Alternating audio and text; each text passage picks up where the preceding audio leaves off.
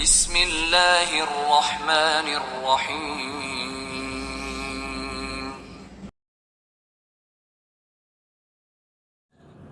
Bismillahirrahmanirrahim. Assalamualaikum warahmatullahi wabarakatuh. Alhamdulillah, syukurillah, wala hawla wala quwwata illa billah. Wa kuntum tuhibbunallah wa tabi'akumullah wa yaghfir lakum dhunubakum wallahu ghafurur rahim. Bapak Ibu, adik-adik yang dirahmati Allah, tiada kata yang pantas kita aturkan saat ini kecuali rasa syukur kehadiran Allah Subhanahu wa taala yang telah memberi kita begitu banyak kenikmatan, terutama nikmat iman, Islam, nikmat waktu, niat, semangat, hingga nikmat sehat, sehingga kita bisa jamaah sholat subuh di Al-Badar ini. Kemudian dilanjutkan dengan kajian pada subuh dan nanti disambung lagi dengan sosialisasi atau briefing tentang khitan. Insyaallah semua dalam keadaan sehat walafiat. Amin. Bagi yang dirahmati Allah, bicara tentang khitan itu luar biasa dalam perspektif medis maupun teologisnya, gitu ya. Yang menerapkan secara ada perundang-undangannya, secara ada aturannya, itu malah Amerika Serikat. Khitan itu di sana jadi kewajiban di Amerika, itu diatur juga dengan regulasinya dan seterusnya itu.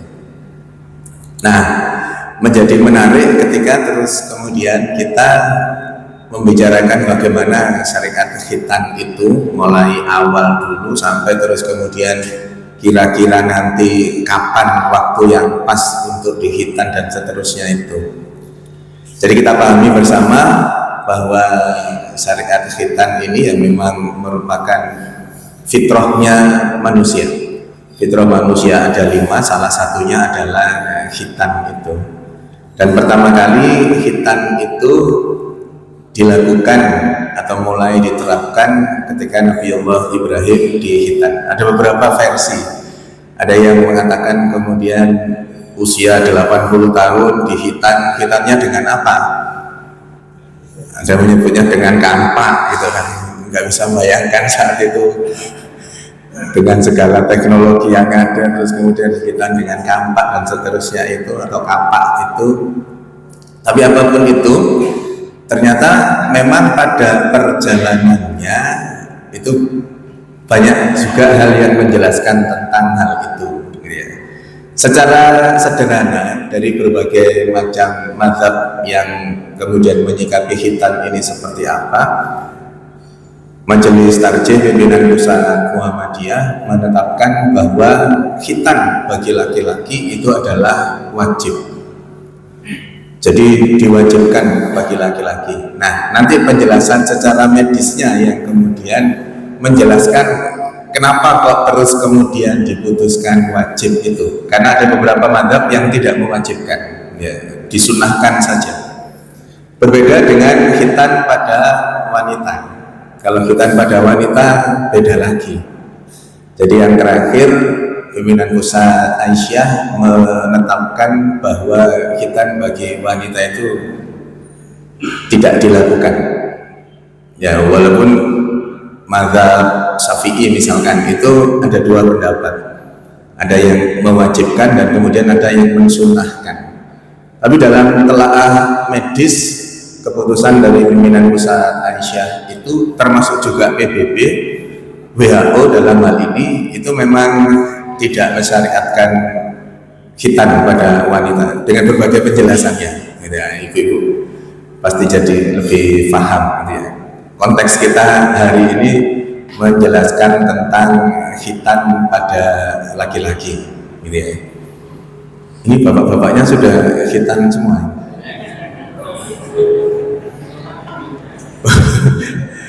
Bapak-bapak, karena Sabtu pekan depan insyaallah tanggal 21 ada khitanan massal di sini yang diselenggarakan oleh PRN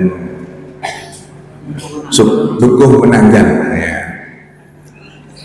PRN PBM, ya. BRM, BBM cukup menanggal. Barangkali ada yang masih merasa tidak pas dengan hasil hitannya dulu, boleh Sabtu besok daftar untuk di repair ya, diperbaiki, boleh nanti daftar aja, nanti secara khusus ditempatkan di ruangan tertutup untuk di repair ya. Barangkali ada yang masih belum puas dengan yang sekarang ya. Jadi bagi yang dirahmati Allah, khitan itu dalam konteks pelaksanaannya secara prinsip adalah menghilangkan kulit yang menutupi kepala. Apapun metodenya, pokoknya khitan itu adalah menghilangkan yang menutupi kepala dari, mohon maaf, kemaluan seorang laki-laki. Kapan itu dilakukan? Hasan Hussein itu dihitan hari ke-7. Jadi usia 7 hari itu dihitan. Tentu apa yang kemudian terjadi pada Rasulullah itu yang kemudian menjadi bagian dari syariat itu sendiri. Pertanyaannya adalah apa manfaat ketika khitan itu dilakukan usia 7 hari itu? Maka dalam tataran syariat Islamnya bahwa apa yang kemudian dicontohkan Rasulullah itu, itulah hal yang baik. Bisa jadi itu hal yang terbaik. Ketika kemudian hari ke-7 itu yang mampu membantu menjelaskan itu, tentu dalam tataran teologisnya hari ke-7, tataran medisnya kenapa harus hari ke-7? Ternyata bukti-bukti otentik, penelitian-penelitian di dunia kedokteran membuktikan bahwa yang pertama, 20% anak-anak yang bayi yang dilahirkan itu phimosis. Phimosis itu jadi lubang waktu belum dihitan gitu ya. Waktu belum dihitan kan kalau pipis keluar lewat lubang itu. Phimosis itu lubangnya itu tertutup atau sangat kecil, sehingga anak atau bayi itu kalau mengalami phimosis, ketika pipis dia akan butuh waktu, butuh tenaga untuk ngedengnya itu.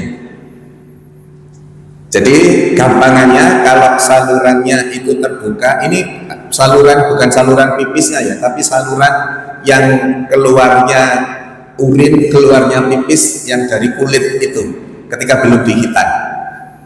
Nah, ketika itu kecil atau bahkan tertutup, bayi itu atau anak itu yang mengalami phimosis, ketika pipis, ketika buang air kecil, dia akan mengedan dengan sangat kuat. Dengan mengedan sangat kuat itu nanti akan berpotensi untuk timbul hernia. Jadi korelasinya dengan itu. Maka kenapa kok kemudian salah satu alasan kenapa kok dihitan di usia bayi itu menghilangkan atau meminimalkan resiko phimosis yang kemudian segera ditangani, atau kemudian juga meminimalkan atau menghilangkan resiko hernia pada anak-anak itu. Kemudian dari hasil penelitian juga, anak-anak atau bayi yang dihitan lebih awal itu, dalam hal ini 7 hari itu, perkembangan, jadi tumbuh kembangnya itu lebih baik dibandingkan anak-anak yang belum dihitan sampai usia balik nanti itu.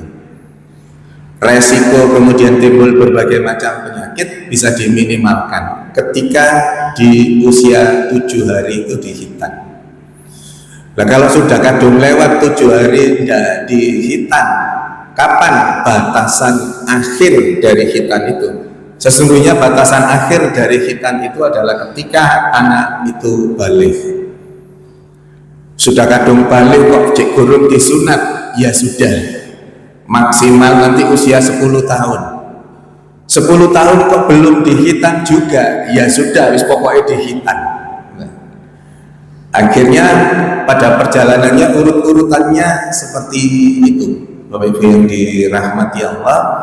Maka ketika nanti panjenengan yang saat ini belum punya cucu yang baru dilahirkan, nanti ketika punya cucu atau anak yang baru dilahirkan, sebaiknya usia 7 hari sudah dihitan.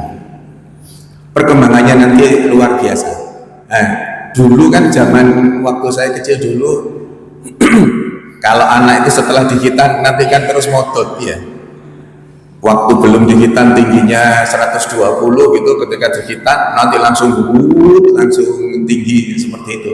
Itu bukan mitos, tetapi memang banyak aspek yang mendukung proses kenapa setelah dihitan itu menjadi tinggi anak itu perkembangannya. Salah satunya yang saya jelaskan di depan tadi itu. Jadi dalam konteks kapan dihitan itu sebaiknya usia 7 hari. Kalau toh enggak, pokoknya sebelum balik. Sudah balik kok masih belum hitan, sesungguhnya usia 10 tahun yang sudah, ini fase ketiga sudah. Kalau toh 10 tahun masih enggak, ya sudah lah, pokoknya dihitan. Gampangannya dulu, walaupun itu enggak benar ya, gampangannya dulu engko tambah tua tambah alot kulite, engko tambah repot iki ngetoke gak iso enggak kekenyalan ketebalan kulitnya enggak terlalu selisih jauh ya, maksudnya hitanya ya sama saja, kecuali kalau ada hal-hal lain. Saya itu pernah hitanan massal di Lumajang ketika kami KKN, hitanan massal di Lumajang. Jadi saya belum jadi dokter, jadi masih KKN.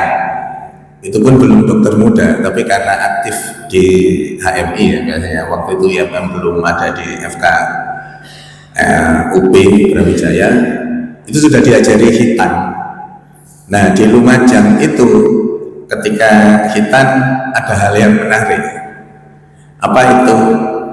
Orang tuanya itu jadi waktu dipotong di hitan itu terus diisi sama gotri, tahu gotri? Nah diisi gotri terus dijahit. Jadi gotrinya di dalam lapisan antara batang dan kulitnya itu kan terus dijahit gini ya. Jadi di dalamnya situ gotrinya muter-muter gitu nanti. Ya adatnya sana itu seperti itu. Untuk apa itu? Katanya untuk membahagiakan istrinya nanti. Ya. Tapi resiko medisnya sangat banyak gitu. Nanti kalau ada infeksi dan seterusnya macam-macam itu ya.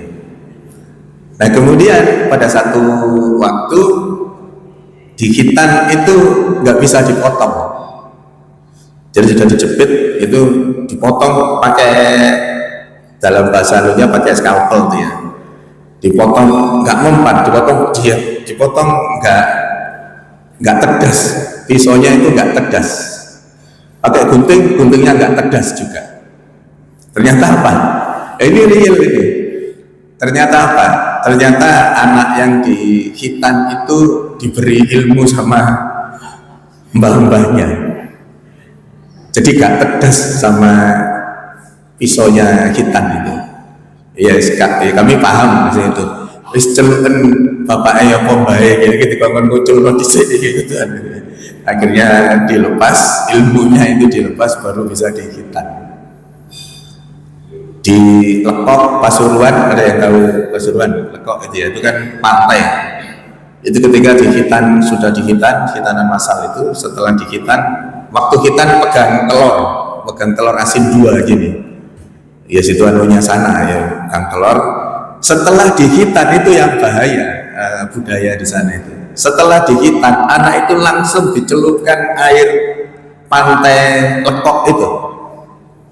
Jadi langsung dicelupkan gini. Padahal kalau jenengan tahu pantai Lekok itu kotornya luar biasa. Jangan dibayangkan kayak pantai Kute gitu, ya. Kotor celup, karena masih ada biosnya ya dia nggak kerasa. Anak-anak yang dihitan itu nggak kerasa. Tapi yang jadi repot kemudian 3-4 hari lagi kami harus datang lagi karena banyak yang mengalami infeksi. Nah itu yang nanti menjadi bagian dari yang kita jelaskan. Nah, dalam tataran teologisnya khitan itu seperti itu. Jadi wajib, waktunya, metodenya tentu dengan segala perkembangan zaman yang ada ini akan banyak hal yang kemudian bisa dilakukan, mencari bagaimana caranya khitan itu akhirnya tidak menimbulkan trauma pada anak-anak, tidak menimbulkan rasa sakit, dan bahkan kemudian itu memunculkan sebuah keberanian bagi anak bahwa saya harus khitan, ya. Jadi metodenya berbagai macam, nanti akan kita jelaskan. Berikutnya adalah dalam tataran medis. Dalam tataran medis, khitan itu apa untungnya? Apa manfaatnya? Sebagian sudah kami sebutkan. Satu, untuk menghilangkan resiko phimosis itu. Kalau phimosisnya itu dihilangkan, jadi terapinya phimosis tadi itu kan ini kepalanya, ini kulit yang menutupi, kulitnya itu yang tersumbat. Jadi situ kan ada lubang, lubangnya itu tersumbat. Ketika lubang yang tersumbat ini dihilangkan dengan dihitan, maka kan langsung kepalanya langsung terlihat tidak tertutupi dengan kulitnya itu tadi. Maka resiko untuk hernianya jadi minim atau bahkan hilang sama sekali. Hernia yang inguinalis dan skrotalis itu ada dua jenis hernia itu. Hernia yang di paha itu sama yang mohon maaf di buah zakarnya anak itu. Resiko-resiko itu bisa diminimalkan. Yang berikutnya adalah kaitan dengan infeksi. Dan Al-Quran sudah menyebutnya, innallaha yuhibbut tawwabina wa yuhibbul mutatahhirin. Allah itu sayang dengan orang-orang yang bertobat dan orang-orang yang mensucikan diri, orang yang membersihkan diri. Jadi kalau ditanya syariat khitan di Al-Quran itu di mana ayat ini? Innallaha yuhibbut tawwabina wa yuhibbul mutatahhirin itu. Nah, maka orang-orang yang bersih dalam konteks ini menghilangkan potensi timbunan air pipis, timbunan urin di antara kepala dan bagian kulitnya itu, maka resiko terjadinya infeksi saluran kemih menjadi jauh berkurang. Karena nggak ada timbunan kotoran lagi, nggak ada timbunan bakteri-bakteri yang kemudian ngendon ketika air pipisnya masih nandon di situ. Dan data menunjukkan, Bapak Ibu yang dirahmati Allah, orang-orang yang menderita infeksi saluran kencing, ISK, infeksi saluran kencing, saluran pipis, itu sebagian besar orang-orang non-muslim. Kenapa?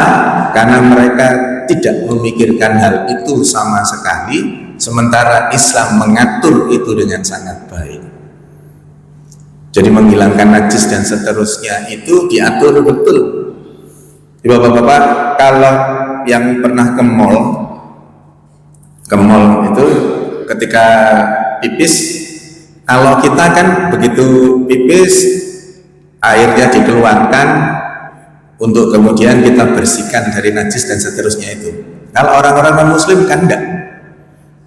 Selesai pipis straight, terus ditutup langsung sama gini itu, terus langsung pergi. Itu resiko infeksinya sangat kuat, sangat besar. Mulai infeksi di saluran paling depan, uretra namanya. Jadi ginjal, ureter, kandung kemih, uretra. Infeksi mulai uretra naik nanti ke kandung kemih, nanti naik ke ureter, naik lagi ke ginjal. Itu potensi infeksinya sangat tinggi dan Islam mengatur itu dengan sangat hebat. Maka resiko-resiko infeksi saluran kencing mulai ginjal, ureter, kandung kemih sampai uretra minim sekali di kita umat Islam ini. Jadi kejadian-kejadian infeksi saluran kencing itu banyak di orang-orang non-muslim. Apalagi terus kita kan bingung ketika tempat pipisnya di mall itu misalkan ya, atau kemana gitu, itu yang pakai sensor itu. setelah kita pipis nggak keluar airnya, ketika kita pergi baru airnya keluar, karena memang konsepnya membersihkan tempat pipisnya itu dari pipisnya seseorang, bukan konsep membersihkan diri yang pipis. Itu kan konsep itu sekarang sudah banyak dan itu salah. Itu dalam tataran Islam, tataran medis itu salah. Ketika kemarin ke Jepang bingung ya, itu mas. Jadi bujui tempat pipisnya gitu ya.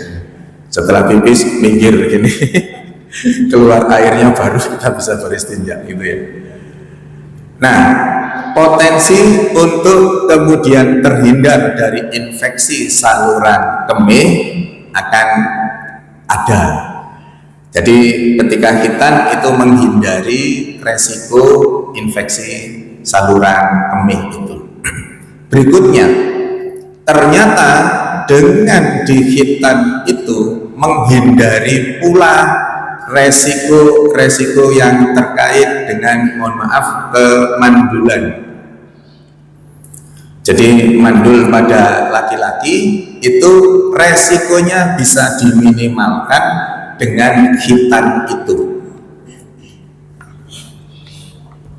Kan setelah khitan jadi lebih jago semua kan, dan lebih terbukti dalam berbagai macam penelitian membuktikan tentang hal itu. Kemudian menghindari penyakit menular seksual, PMS, penyakit menular seksual.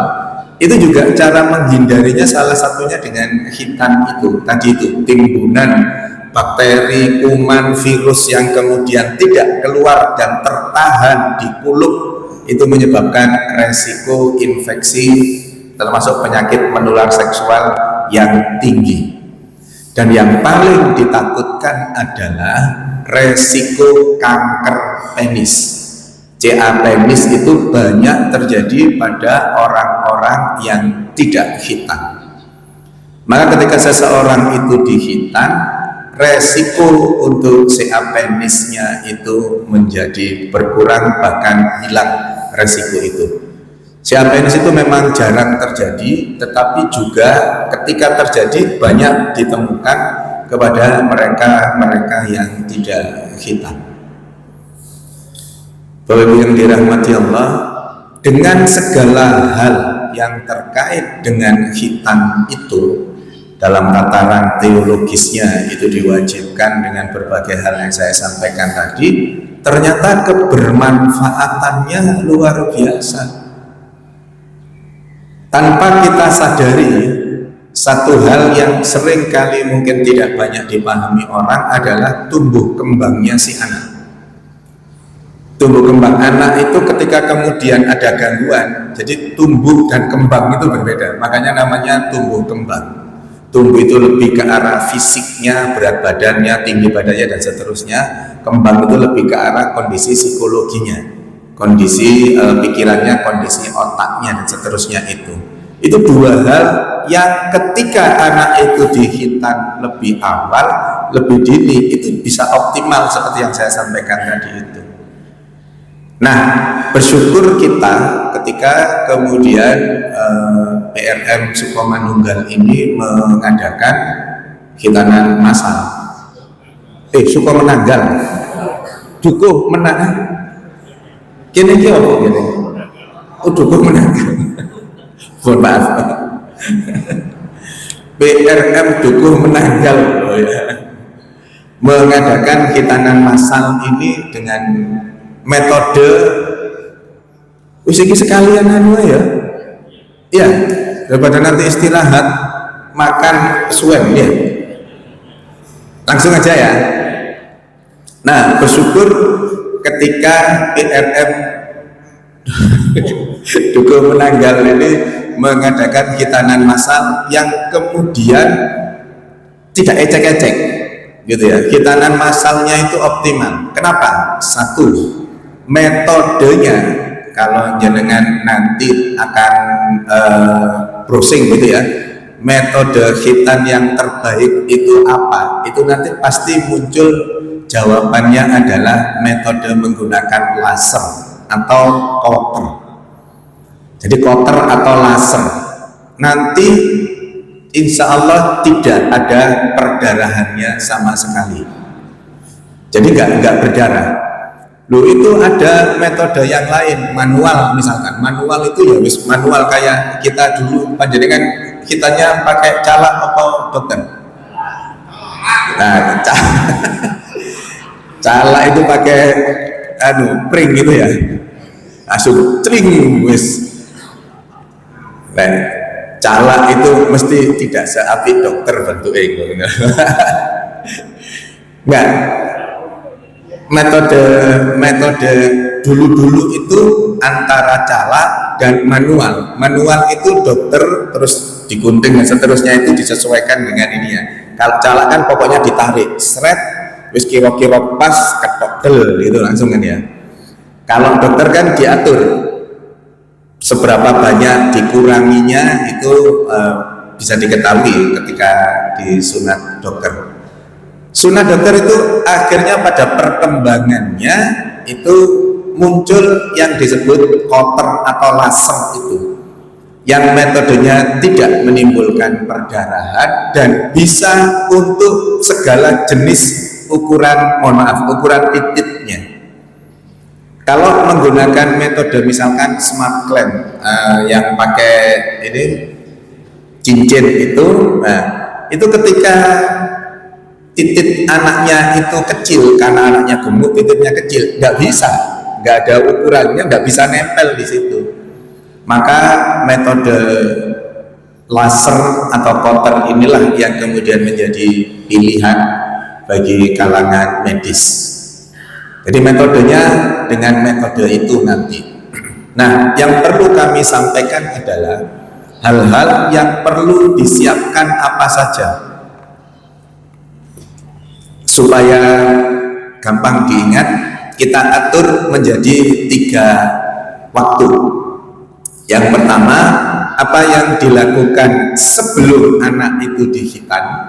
Jadi kalau khitannya Sabtu, nanti Jumatnya apa yang dilakukan. Kemudian pas khitannya Sabtunya, kemudian setelah khitan nanti apa yang harus dilakukan. Apa ya, soto apa wis kelontang misalnya. Nggak apa, disiapkan dulu, mundur sedikit lah, setengah jam paling ya. Jadi apa yang harus dilakukan atau persiapan apa sebelum anak-anak itu kita khitan, artinya hari Jumatnya apa yang harus dilakukan. Satu, anak-anak kita jangan terlalu capek. Ya, beraktivitas seperti biasa boleh, ya ojo sore ini bal-balan mulai jam 5 sampai maghrib bal-balan terus gitu. Kalau toh itu jadi kesehariannya, untuk hari Jumat besok jangan sepak bola dulu, sudah diam saja di rumah, jangan terlalu banyak melakukan aktivitas, terus tidurnya maksimal jam 9. Jangan melebihi jam itu, karena nanti pasti akan repot, karena bangunnya harus pagi, harus nyiapkan macam-macam. Dan yang kemudian sering kali pada tataran medis salah dilakukan oleh orang tua yang anaknya khitan adalah Jumatnya itu dipijet. Ada yang punya rencana nanti Jumatnya dipijit? Jangan dilakukan. Jangan ya dek, jangan ya. Jadi jangan dipijit hari Jumatnya itu. Sudah, biarkan alami saja. Khitan itu hal yang biasa saja. Khitan itu beda dengan nikah. Kalau nikah itu butuh diiklankan, artinya disiarkan, oh ya pun nikah dan seterusnya itu. Kalau khitan itu biasa saja, nggak butuh diiklankan, nggak butuh terus nanti dianukan. Tapi kalau toh kemudian diacarakan di rumah masing-masing sebagai bagian dari rasa syukur itu, ya silahkan, pokoknya gak utang. Pelaksanaannya itu nggak kemudian utang sana sini, mosok mari disunat gak ono acara. Nah, itu yang jadi salah ketika seperti itu ya. Nah, malamnya tidur jangan terlalu larut. Sorenya, ya, sorenya pada saat mandi sore, biasanya mandi sore enggak anak-anak kita itu mandi. Ketika mandi, panjenengan yang harus melihat, ayah bundanya yang harus melihat apakah area dihitan, yang area tempat yang akan dihitan nanti itu bersih atau tidak. Pastikan. Jadi jenengan hari ini besok Jumat itu harus melihat sendiri. Kadang-kadang anak-anak kita itu kalau mandi ya wis ngono iku ae sudah. Kemudian nanti apa timbul ya apa ngomongnya ini bolot itu ya, bolot daki gitu, itu resiko kalau di kita nanti bisa berpotensi infeksi. Maka itu yang harus digobrok gitu ya. Itu yang harus dibersihkan betul. Jadi kalau ada daki-daki, ada kotoran itu jenengan harus pastikan bahwa itu nanti sudah bersih. Kami beberapa kali menemukan ketika sudah di tempatnya untuk akan dihitan, wah ternyata kotornya luar biasa. Jadi akhirnya kerja beberapa kali membersihkan itu dulu. Sementara kan kalau hitanan massal yang nunggu banyak, khawatir nanti zalim sama yang lain secara waktu. Maka disiapkan, dibersihkan dulu di rumah untuk sorenya itu, dan kemudian tidur, bangunnya nanti diatur supaya nggak sampai telat, dan dicek juga kebersihannya tadi itu.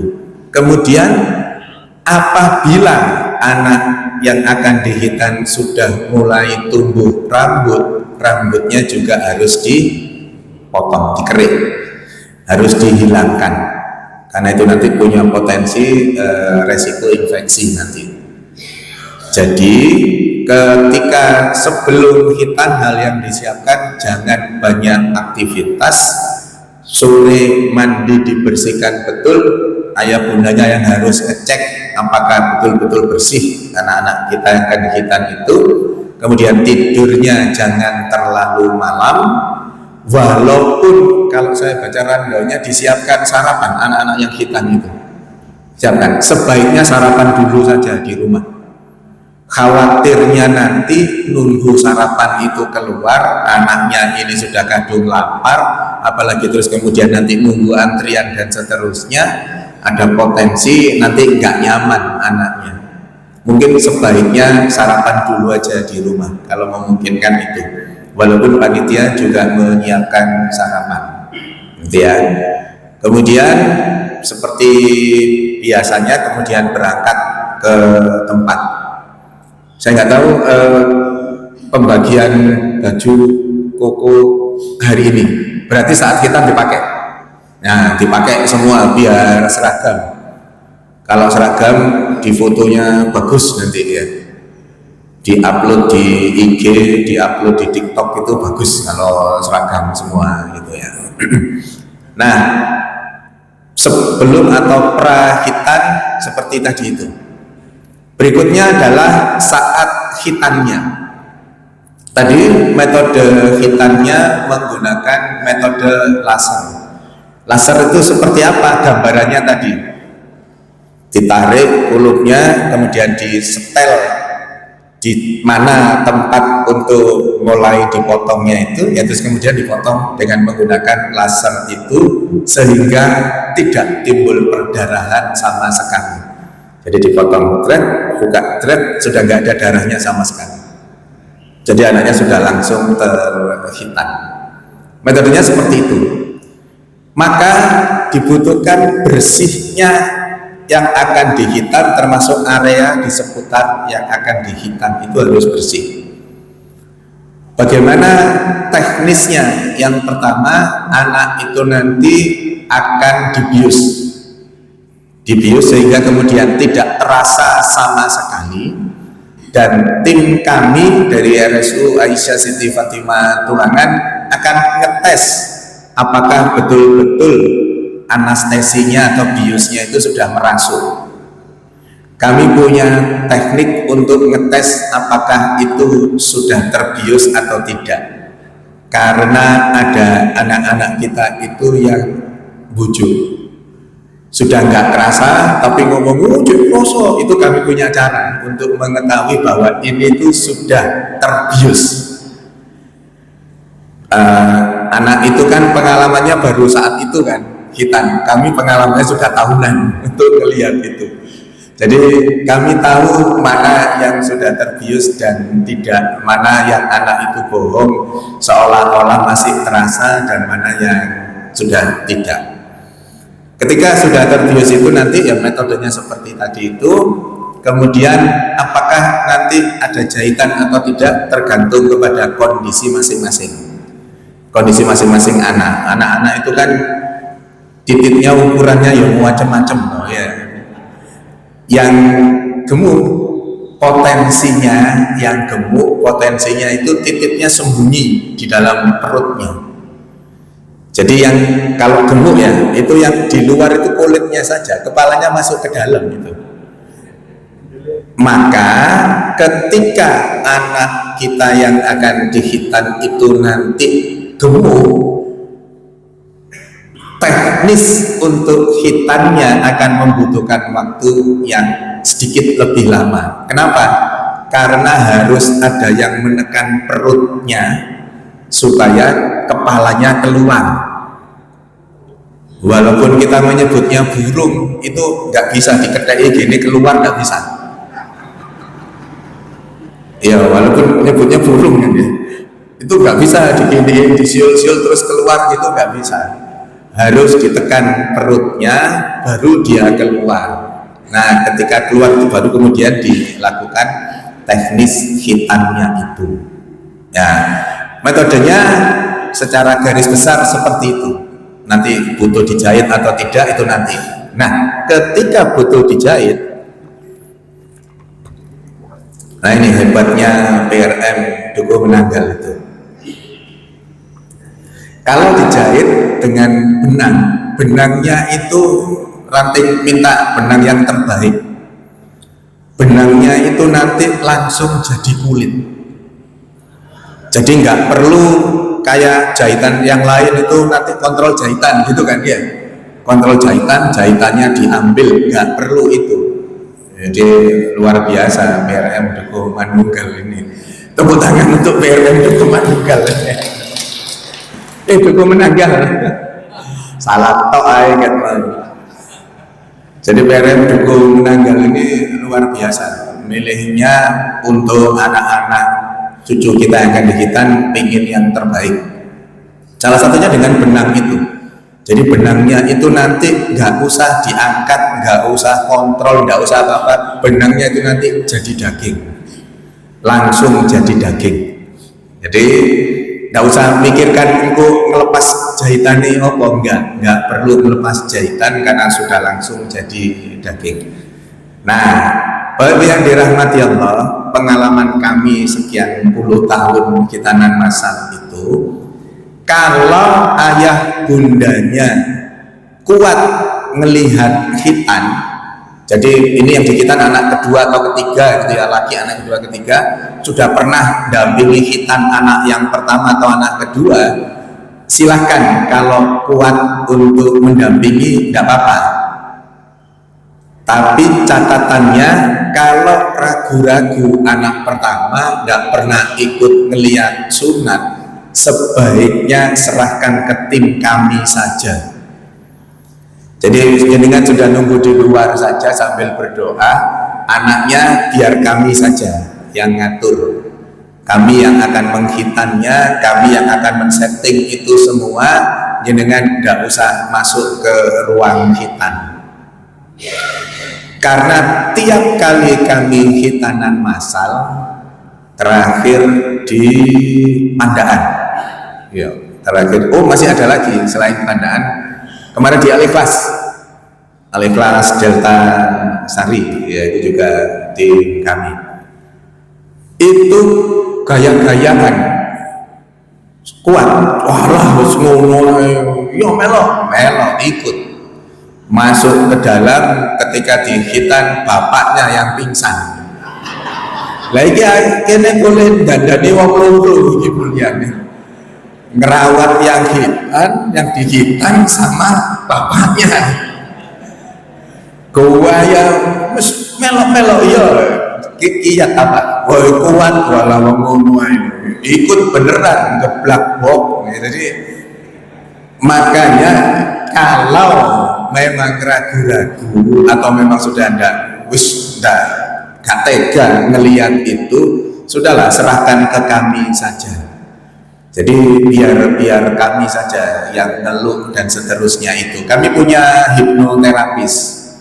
Jadi kalau ada yang agak rewel itu nanti kami hipnoterapis, kami hipnotik gampangnya ya, bukan dalam bentuk hipnotik seperti uyak-uyak gitu, enggak. Ini hipnoterapi jadi untuk anak yang akan dihitan itu supaya jauh lebih tenang anaknya. Ya. Berapa lama waktu yang dibutuhkan untuk hitan? Masing-masing anak yang menyebabkan berapa lama waktu hitannya berbeda. Jadi titik tekannya saya ngomong anak yang menyebabkan berbeda waktunya. Kenapa? Karena dokter-dokter kami insya Allah semuanya sudah expert, semuanya sudah punya kemampuan yang sama. Jadi semuanya akan, jika yang dihitan tidak masalah semua, waktunya sama semua, ya antara 10-15 menit lah satu anak. Yang lama itu wujudnya duduk jalan ke bed itu yang lama itu. Di mana Fatimah waktu hitanan masalah kemarin 2 Desember itu saya sampai meruiyah anak yang mau dihitan. Coba bayangkan, anaknya rewelnya setengah mati, terus kemudian orang tuanya, dok tolong didoakan ini dok. Ya sudah, terus dulu ya akhirnya mau jalan. Ya tentu kita nggak berharap nanti ada yang seperti itu. Maka penting bagi orang tuanya, ayah bundanya atau kakek neneknya untuk membuat anak atau cucu kita yang akan dihitan itu nyaman. Jangan ditakut-takuti. Termasuk teman-temannya yang lain, jangan saling menakuti. Diberi gambaran bahwa laki-laki itu ya memang harus hitan supaya nanti tetap nggak najis, supaya sholatnya nanti diterima. Wis gampangnya sederhananya seperti itulah. Jadi harus ditumbuhkan, ya laki-laki itu harus sunat, harus hitan, nggak sakit kok. Wong cuman kayak digigit semut, memang real kayak digigit semut ininya waktu memasukkan anestesinya itu. Dan yakinlah 100% bahwa yang ngitan itu tidak sakit sama sekali. Ya, yakin 100% yang nyunat itu nggak sakit sama sekali. Loh, kenapa? Ada yang salah yang saya omongkan? Hah? Betul kan? Yang nyunat itu nggak sakit sama sekali. Yang disunat kayak digigit semut tadi itu. Jadi digigit semut, semutnya saat pasar, enggak lah, digigit semut sekali aja. Ya. Maka tadi jangan membuat rasa takut, kemudian disupport, kemudian kalau memang berani, tatak dalam bahasa kita, ya silakan kalau mau ikut. Panjenengan ikut atau tidak ikut, tim kami sama-sama siapnya. Ya, jadi sudah biasa. Maka jangan membandingkan waktu. Yang dihitan berapa? 40. Misalkan nanti ada 4 operator, 4 dokter sebagai operatornya, dokter 1, 2, 3, 4 misalkan ya. Terus kemudian nanti dokter nomor 2 atau meja 2 anaknya keluar duluan. Oh enak dokter nomor loro itu cepet. Enggak, kemampuannya sama. Yang membedakan adalah kondisi si anak. Contoh gampang, ketika anak itu kecilnya sudah gampang, sudah biasa dalam bahasa kita dipeliwek, ya mohon maaf ya, dipeliwek biasa dibuka, itu gampang nyunatnya. Tidak perlu dokter itu terus kemudian membuka, membersihkan sampai dalam, tidak perlu karena sudah biasa dipeliwek. Nah yang biasa dipeliwek itu cepat nyunatnya. Wah siap. tarik trek ya tinggal dipotong saja. Tapi kalau yang phimosis tadi itu lengket, batangnya, kepalanya itu lengket dengan kulitnya. Yang jenengan bayangkan kalau usianya saat ini dia 8 tahun misalkan ya, 8 tahun tidak pernah dibuka sama sekali. Terus ketika digitan ini harus dibersihkan, harus dibersihkan supaya sampai kelihatan kepalanya, nggak boleh ada kerak-kerak sedikit pun, nggak boleh, harus bersih semua.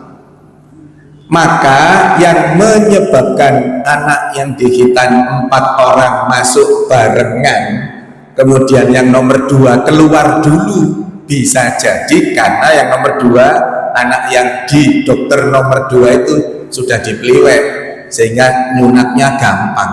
Sementara yang paling akhir keluar nomor 1, iya, karena anaknya gemuk, kemudian harus ditekan dulu perutnya, anestesinya ya rodok butuh waktu, kemudian ngitannya juga butuh waktu, karena ketika anak itu gemuk yang kepalanya titiknya sembunyi di dalam, ketika digitan keluar harus ditahan tetap keluar. Bisa dibayangkan ya, kalau gemuk itu kan masuk ke dalam, misalkan ini badannya itu titiknya sesungguhnya kepalanya di dalam karena gemuk, ketika ditekan dia keluar, kalau nggak ditahan dia masuk lagi. Maka ketika keluar trek di tepinya sini dijahit supaya dia tidak masuk lagi. Bisa dibayangkan ya, jadi kepalanya nyantol di luar. Itu butuh waktu. Belum lagi juga yang kemudian nanti phimosis, dibukanya sulit dan seterusnya itu. Pendek kata, sesuaikan saja dengan urutan yang ada. Saya nggak tahu nanti panitianya mengatur urutannya undian atau yang berdasarkan yang datang pertama kali dulu, ya wis monggo disepakati saja. Pendeknya pokok sesuai urutan, tidak usah milih-milih. Yang nomor 1 kosong, nomor jenengan dipanggil ya sudah menuju ke nomor 1. Nomor berikutnya yang kosong nomor 4 ya ke nomor 4. Tidak usah beranggapan bahwa yang tadi nomor 2 lo cepet, pokoknya sing disunat nomor 2 lo cepet mesti, enggak. Semua insya Allah kemampuannya sama. Nah, kemudian tadi ketika digitan, kalau kuat silahkan, kalau tidak kuat juga tidak masalah, serahkan ke kami. Ada kondisi yang tidak bisa dihitan. Ada kondisi anak kita yang tidak bisa dihitan. Apa itu kondisinya? Ketika lubang air pipisnya itu, kalau kita normal ini lubangnya kan di depan. Ada kondisi yang lubangnya itu di bawah. Jadi lubangnya nggak di sini, lubangnya itu di bawah, di batangnya. Itu nggak bisa dihitan dengan metode apapun kecuali di kamar operasi dihitan sekaligus dibuatkan saluran untuk dipindah ke depan. Jadi nanti operasi plastik. Jadi ke depan. Itu yang tidak bisa dihitan. Lah sekarang kira-kira tahu atau enggak? Enggak tahu. Wong ini batangnya keluarnya dari sini, ini ketutup kulit kan kalau belum dihitan. Jadi dia tetap keluarnya dari depan. Walaupun sesungguhnya sumber pengeluarannya tidak dari depan tapi dari bawahnya. Nah itu baru ketahuan ketika dibuka. Nanti kita buka, ternyata kok ibus padi namanya di bawah. Nah itu juga tidak bisa dihitan. Itu hitannya harus di meja operasi, di kamar operasi, sekaligus dibuatkan salurannya. Atau ada kondisi yang kemudian ada benjolannya, ada tumornya, yang kemarin-kemarin bisa jadi tidak diketahui, benjolnya ke bawah, ketutup sama kulit, jadi tidak tahu kalau ada tumor. Nah itu juga tidak bisa, itu nanti harus dioperasi, sekaligus dihilangkan benjolannya, sampai kemudian nanti benjolannya hilang sekaligus dihitan. Itu kondisi saat hitan. Nanti semoga tidak terjadi ada yang berengkel, yang sulit dihitan. Ketika dia sulit diajak komunikasi macam-macam, pesan saya jenengan jangan emosi. Itu yang banyak terjadi. Anak wangel dari rumah sudah oke wani, iya wani, begitu trek ono sing nangis itu hal biasa. Khitan itu jenengan dulu khitan yo nangis saya kok khitan nangis itu biasa, nggak usah terus dipikir kelaran itu, enggak. Khitan itu nangis biasa, sudah umum. Ada anak yang kemudian ketika dengar nangisnya temennya itu, terus yang semula kendel gocik mendadak terus waduh ini terus anaknya jadi rewel, anaknya jadi dipaksa untuk khitan. Itu tadi pesan saya, jangan emosi orang tuanya, biasa saja sudah, serahkan tim kami nanti untuk membujuknya, nggak usah ikut-ikutan emosi. Pada beberapa khitanan massal itu anaknya bahkan sampai ditempeleng sama orang tuanya. Kenapa? Anaknya tidak mau khitan. Setelah berani sebelumnya ngelihat kondisinya itu nggak berani khitan, nggak mau khitan. Padahal doa mau ngundang wong-wong. Lale ngundang tonggone misal, lale arek iki gak sunat, lah dani yo apa iki terusan. Makanya emosi orang tuanya, marah-marah anaknya ditempeleng. Nggak perlu seperti itu. Nanti yang kesulitan seperti itu supaya tidak mengganggu yang lainnya urutannya, nanti ditaruh sesi paling belakang. Jadi setelah kalau dibujuk nggak bisa ya sudah, biarkan saja sampai tumbuh keberaniannya kembali. Kalau masih nggak bisa ya sudah, sampai terakhir semua nomor 40 penawaran ada di panjenengan sebagai orang tuanya. Kami bisa melakukannya dengan tidak menimbulkan trauma pada anak, tapi tetap dipaksa. Dipaksa itu dalam konteks dipeganginya. Jadi nanti kami punya tim yang memegangi itu. Kalau ada anak yang mendadak tidak berani dikhitan, maka tadi itu penting dikondisikan, jangan sampai anak kita itu merasa tidak nyaman. Perlu dikondisikan, jangan ditakut-takuti, dihadiahi apapun ya monggo. Wis tak kok elek meneh sunat, tak tukokno sepeda motor misalkan ya, tak tukokno mio ya, wis apapun lah itu yang bisa menyebabkan anak itu menjadi nyaman gitu ya. Nah, ketika sulit tadi itu ada dua pilihan. Tetap dihitan dengan dipaksa tanpa menimbulkan trauma, atau jenengan wis gak usah wis sakno areh dihitan, tidak jadi dihitan ya silahkan, nggak masalah. Makanya itu ditaruh belakang ya gitu ya. Itu saat hitannya, teknis hitannya nanti diatur panitia, urut-urutan dan seterusnya diatur panitia, kapan mulainya nanti diatur panitia.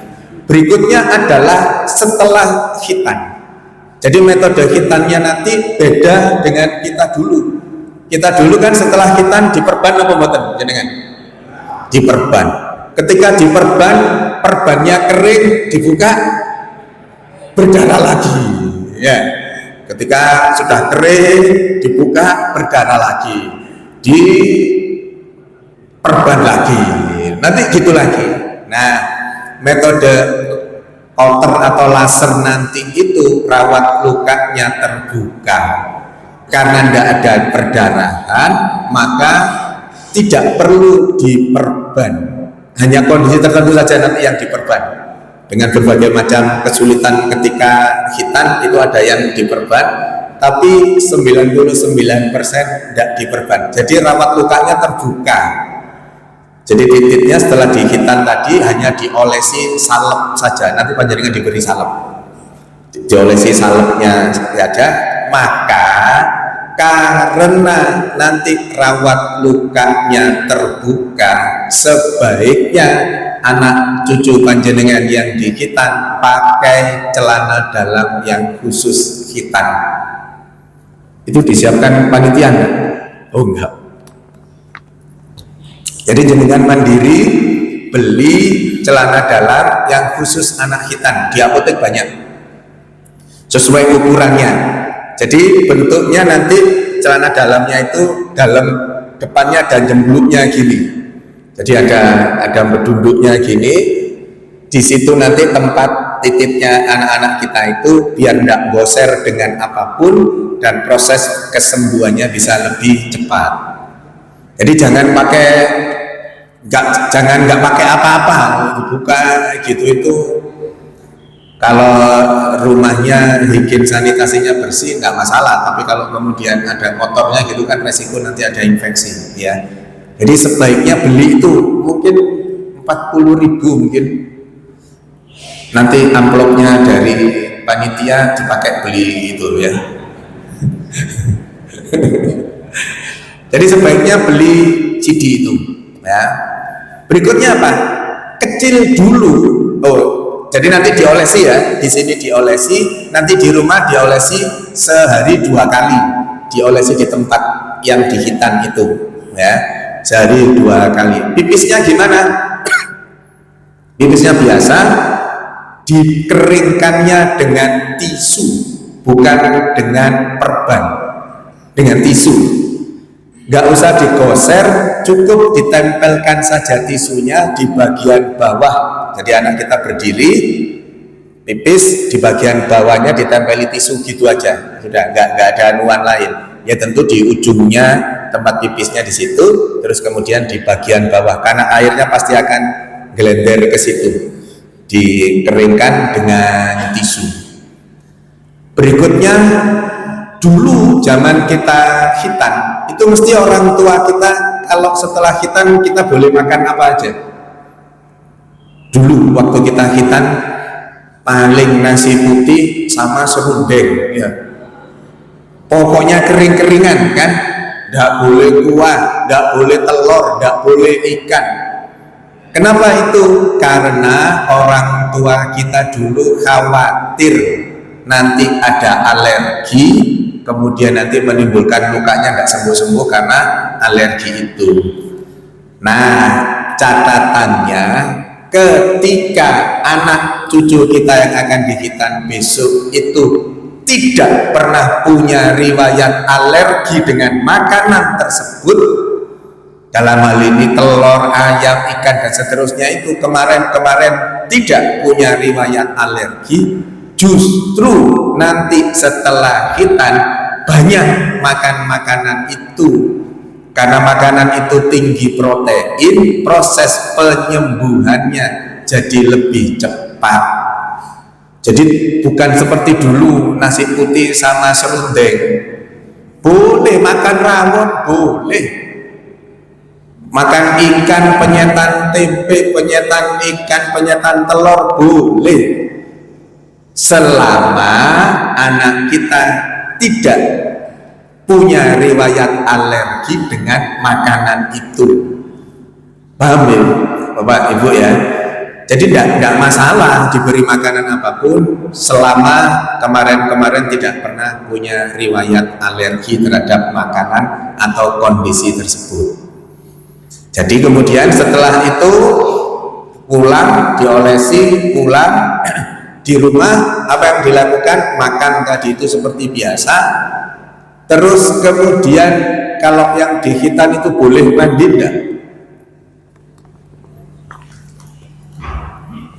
Anak cucu kita yang dihitan itu boleh mandi enggak?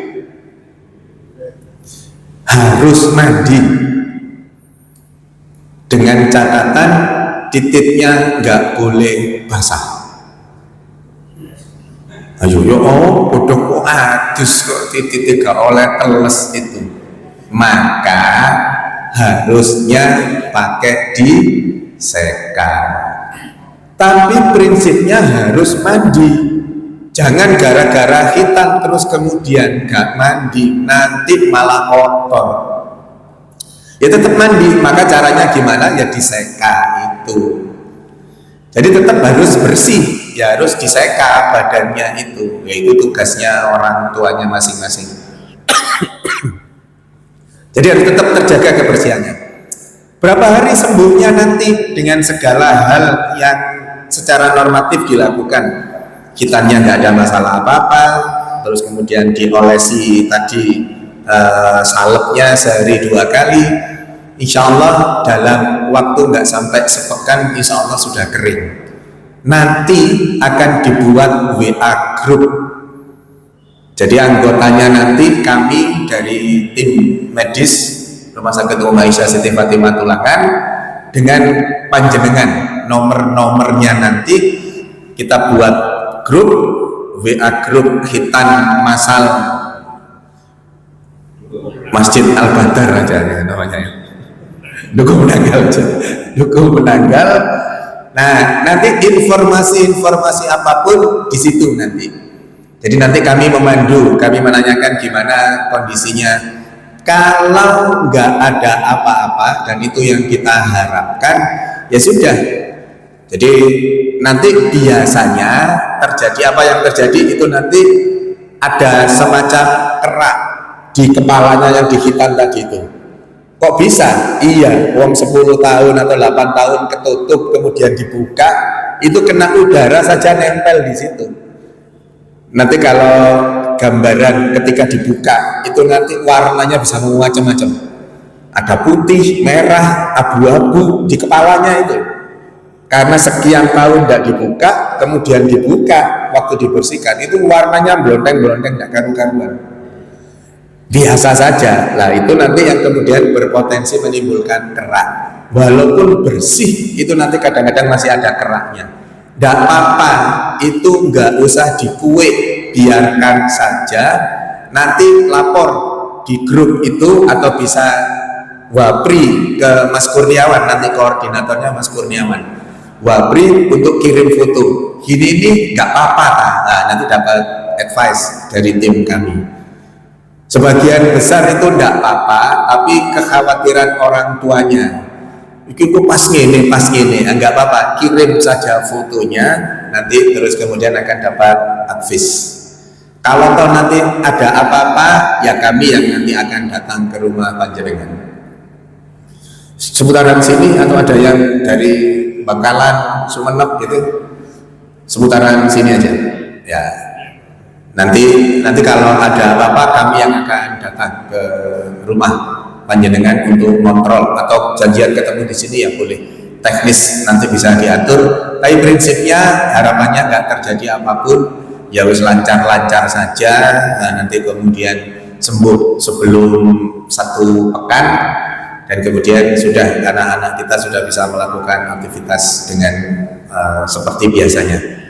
Pak, Bu, anak-anak kita saat dihitan nanti sama dengan perilaku anak-anak kita sebelumnya. Maksudnya kalau anak kita sebelum dihitan ini memang anaknya itu tanda kutip mohon maaf double luka, ya wis drenges-drenges ae, kakinya kena apa jatuh sobek tapi yang guyu ae nggak nangis sama sekali. Itu nanti saat dihitan ya gitu, nyuwantai wis tidak ada apa-apa. Tapi itu berbeda nanti ketika anak kita sebelumnya kena gores apa misalkan durinya pohon aja nuangi sesedinoan, padahal cuma srit gitu aja, sakit ini, wah. Lah yang ngalem-ngalem seperti itu nanti hitannya juga ngalem seperti itu. Nanti kami yang tahu. Jadi kalau dia sakit, itu karena kengalemannya itu. Termasuk nanti ketika di rumah. Nanti di rumah kan ngalemnya muncul. Nanti dipegang pahanya saja sudah aduh, padahal ya enggak sakit. Kenapa bisa saya katakan enggak sakit? Karena enggak ada perdarahannya. Maka nyerinya itu minim sekali. Nah nanti dengan obat-obatan insya Allah nyerinya itu sedikit nyeri itu bisa dihilangkan, bisa tidak dirasakan. Jadi penjelasannya tadi ya, sebelum khitan, saat khitan, dan kemudian setelah khitan nanti dibuatkan grup untuk koordinasi itu. Ada yang mau ditanyakan? Silakan.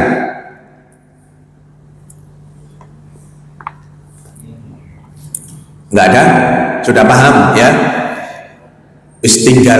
Tinggal disiapkan seperti tadi, didoakan nanti semuanya lancar. Nanti sebelum khitan kita juga akan adakan seremonial itu. Insya Allah secara normatif karena kita menjalankan syariat Islam, menjalankan fitrah manusia, salah satunya di khitan.